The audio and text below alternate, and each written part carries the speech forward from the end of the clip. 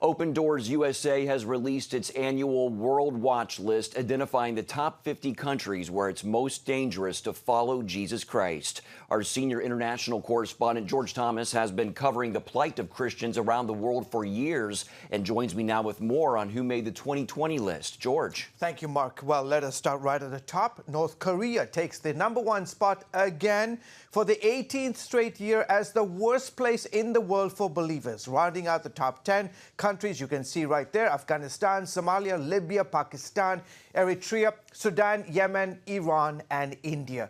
According to Open Doors, an average of 8 Christians were killed for their faith every day last year. 23 Christians were raped or sexually harassed in faith-related violence. And on any given week, a shocking 182 churches or church buildings were attacked, and 276 Christian homes burned or destroyed every month. Open Doors says 1 in 8 Christians worldwide live in places where they endure high levels of persecution for simply believing in Jesus Christ.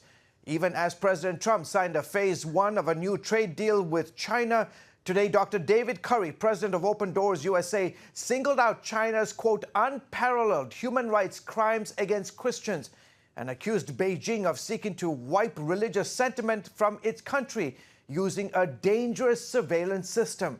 By the way, China jumped from number 43 in 2018 to 23 this year. China is building what I think is a blueprint, a roadmap of persecution for other regimes around the world. And they're doing it with surveillance, with a social score that measures Christian behavior, attending church, taking your kids to Sunday school, as a negative thing.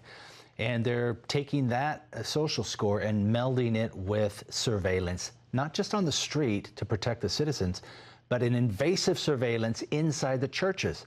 And they're shutting down house churches that won't comply, and others as well, arresting pastors that won't play along with their surveillance system.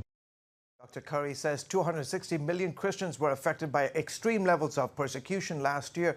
That is up from 245 million the year before. Mark. George, did you have any surprises with this year's list? I mean, a few. I mean, obviously, #1, North Korea, as I mentioned, 18th straight year in a row. And the situation in North Korea, as we have been reporting here for quite some time, it's a horrific place. If you are a believer in Jesus Christ, you cannot pray, you cannot hold a Bible, you cannot evangelize, you face death, imprisonment, torture. It's a horrible place. One of the surprises is that China, and we'll talk about this in a second here, I'm surprised China didn't make the top 10, Mark. And as you've reported many times, the situation for China's Christians is dire. Open Doors says the government has deployed an extensive surveillance mechanism to watch Christians. What do you know about this? Well, just as Dr. Curry mentioned there, just imagine it's like a social score. So, Mark, if you take your daughter or your son to Bible school, or you take her to church, or you go to an evangelism event, or you go to friends for a prayer meeting, you get a social score, and it's a negative social score. So if you decide to go help the poor, it's a negative social score. So all of these, they're trying to create a sort of a picture of who you are. If you're a believer, the social score is going to go negative. And in that way, you can get persecuted, arrested, or killed.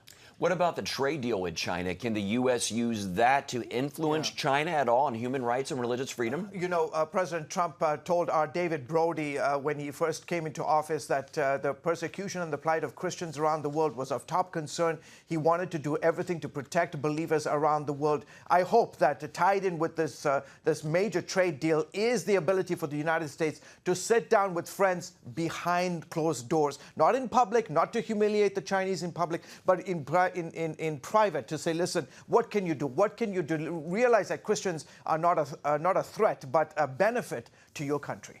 You were in India recently. It's number 10 on the list. What sort of persecution are Christians there facing? They are facing, Mark, tremendous persecution. If you are a Christian, you don't have access necessarily to healthcare, education. You can't run for political office. The Hindu-led BJP government is really coming down hard on this whole idea of conversions. You see people getting baptized. Many of those are Hindu converts, and they're trying to stop this. It's a real dedicated, targeted campaign to make sure that Christians, Hindus, do not leave the Christian faith.